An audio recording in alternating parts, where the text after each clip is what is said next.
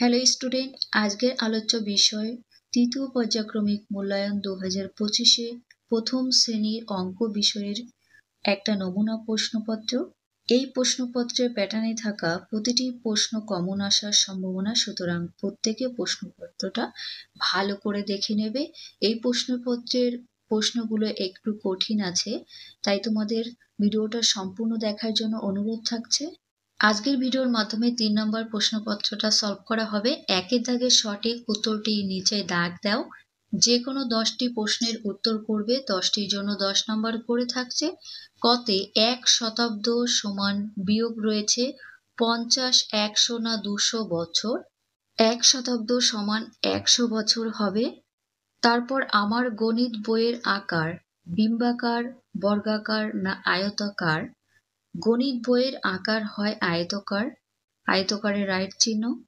Number গ, 1000 লিখতে একের পাশে 2টি, 3টি না 4টি শূন্য বসাতে হবে। 1000 লিখলে 3টি শূন্য বসাতে হবে। আমি তোমাদের দেখিয়ে দিচ্ছি। দেখো, 1, 2, 3, একক, দশক, শতক, হাজার। 1000 লিখলে 3টে শূন্য দিতে হবে। ঘতে 2টি আধুলি সমান 1 টাকা, 2 টাকা না 10 টাকা। 2টি আধুলি সমান হবে 1 টাকা। আধুলি কথার অর্থ 50 পয়সা, তাহলে 50 পয়সা 50 পয়সা যোগ করলে হয় 100 পয়সা। 100 পয়সায় 1 টাকা হয়। উমতে একদিন, দিন যোগ রাত অর্থাৎ রাত আর দিন মিলে সমান 12 ঘন্টা, 24 ঘন্টা না 30 ঘন্টা হয়। রাত দিন মিলে হয় 24 ঘন্টা। চতে ভাগ করলে ভাগফল কমে বাড়ে না একই থাকে? ভাগ করলে ভাগফল কমে যায়। 2579 সংখ্যাটির 5-এর স্থানীয় মান 50, 500 না 5000। দেখো, এখানে একক, দশক, শতক, তাহলে 5টা শতকের ঘরে রয়েছে, 500 হবে স্থানীয় মান।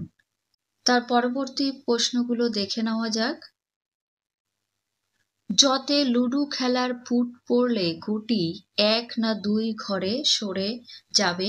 এখানে পুট পড়লে 1 ঘরে সরে যায়, 1 ঘরে রাইট দেবে। ঝতে 100 পয়সা সমান 1 টাকা না 5 টাকা হয়। ইয়তে এক পক্ষ 15 না 30 দিন হয়, এক পক্ষ 15 দিন হয়। তারপর 31 সংখ্যাটি উল্টে দিলে দশকের ঘরের মান বাড়লো না কমলো?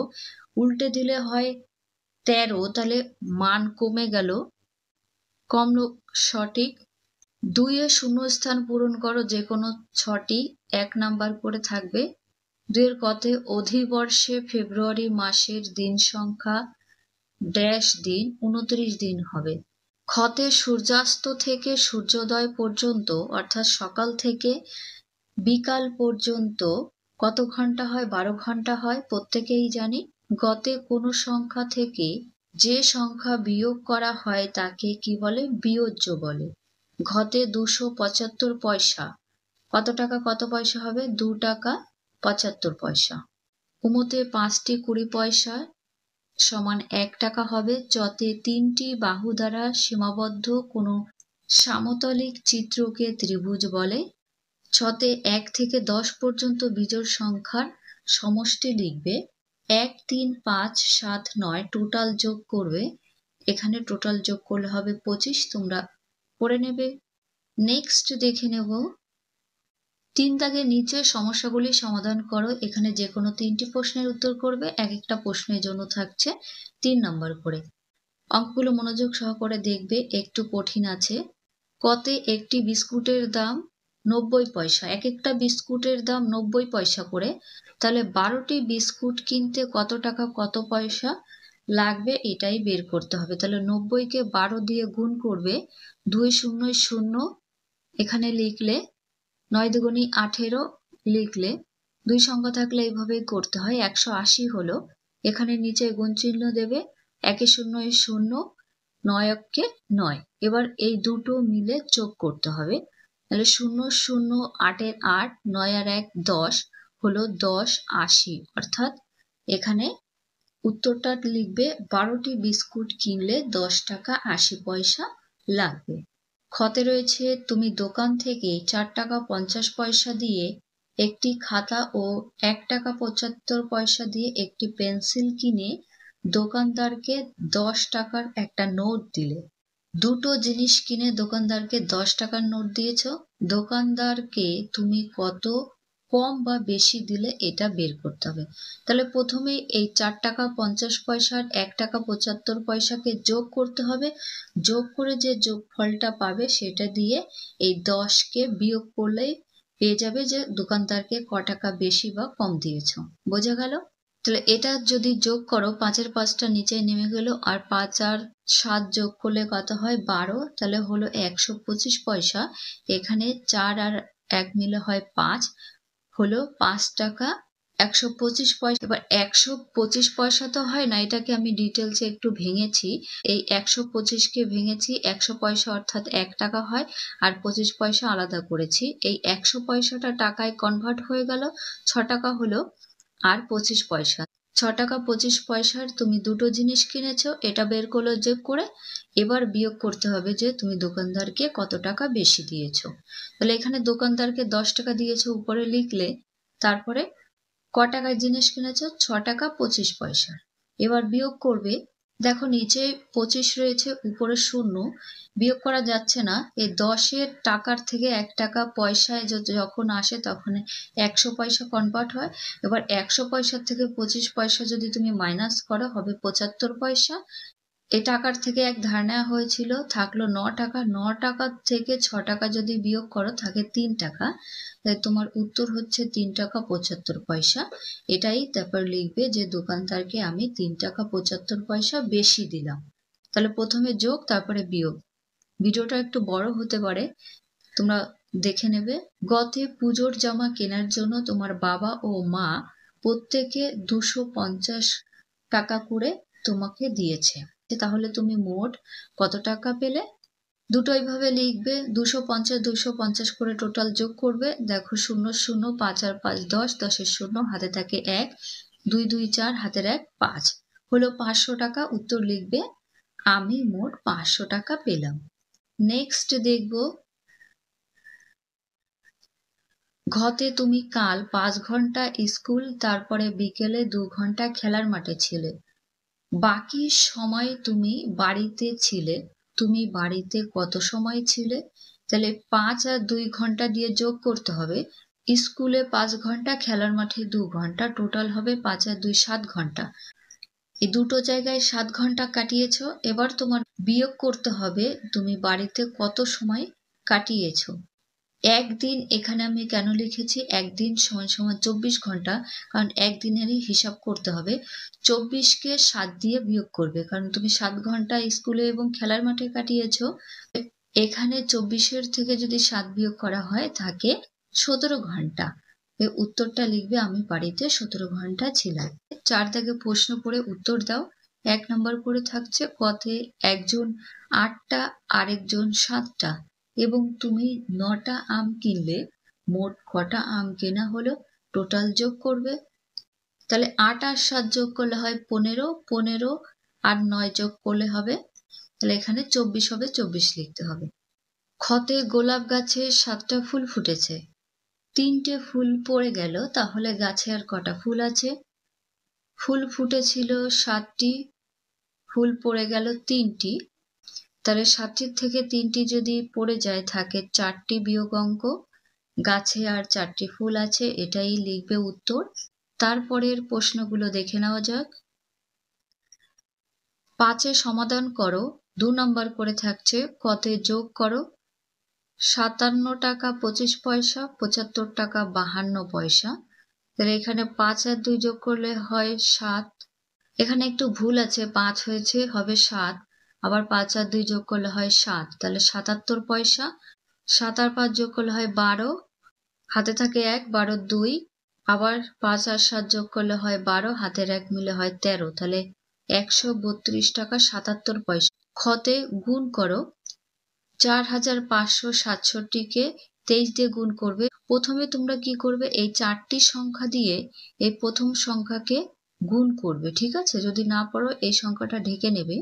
তাহলে প্রথমে 3 7 21, 21-এর 1 হাতে থাকে 2, তাহলে 3 6 18, 18 হাতের 2 মিলে হয় 20, 20-র 0 হাতে থাকে 2, 3 5 15 হাতের 2 মিলে হয় 17, 17 7 হাতে থাকে 1, 3 এ 4 12, হাতের 1 মিলে হয় 13।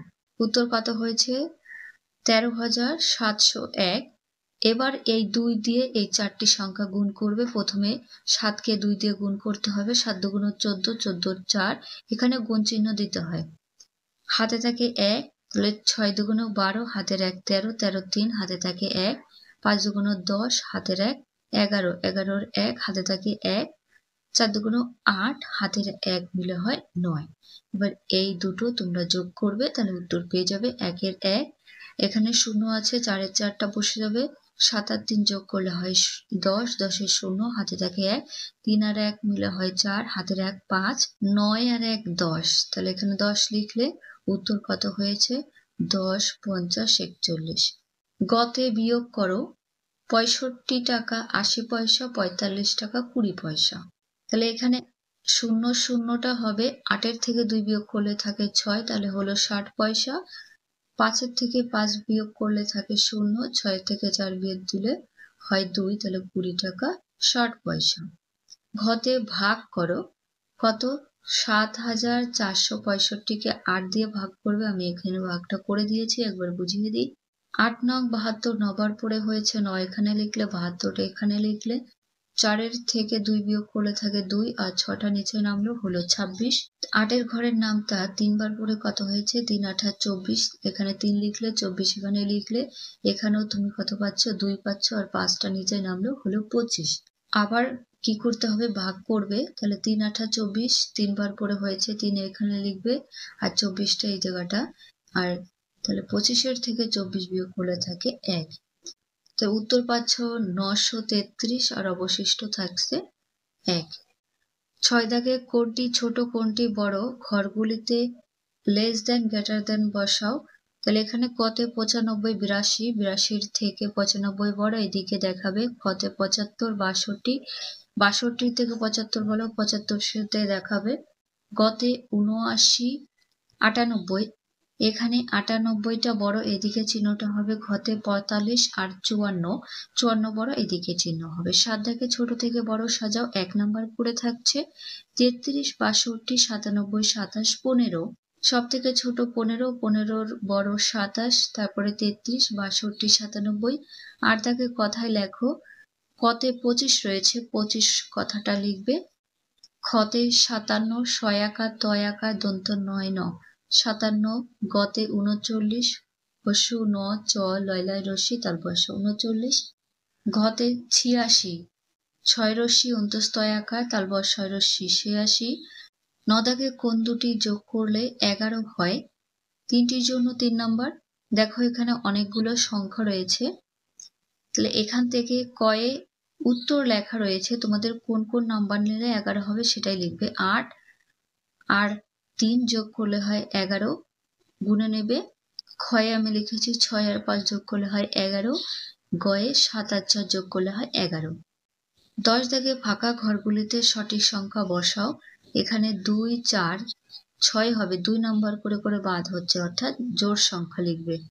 8 আর 10, এখানে যেমন 10 নাম্বার গ্যাপ করে করে লেখা হয়েছে, 10 20 30 40 50।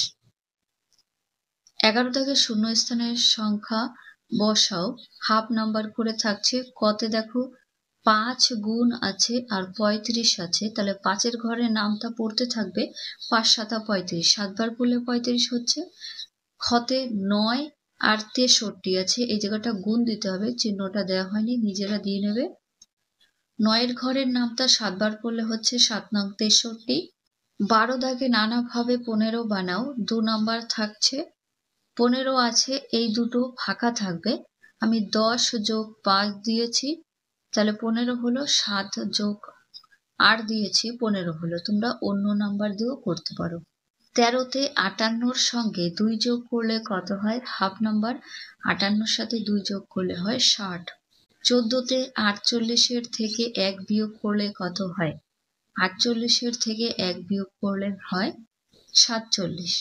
15তে রয়েছে দেখো দশক একক দিয়ে 43, তাহলে দশকে 4 এককে 3। এই 43 সংখ্যাটা যদি উল্টে দেওয়া হয় তাহলে কত হবে? এই 3 সংখ্যাটা 4-এর কাছে যাবে, 4টা আসবে 3-এর দিকে, হলো 34।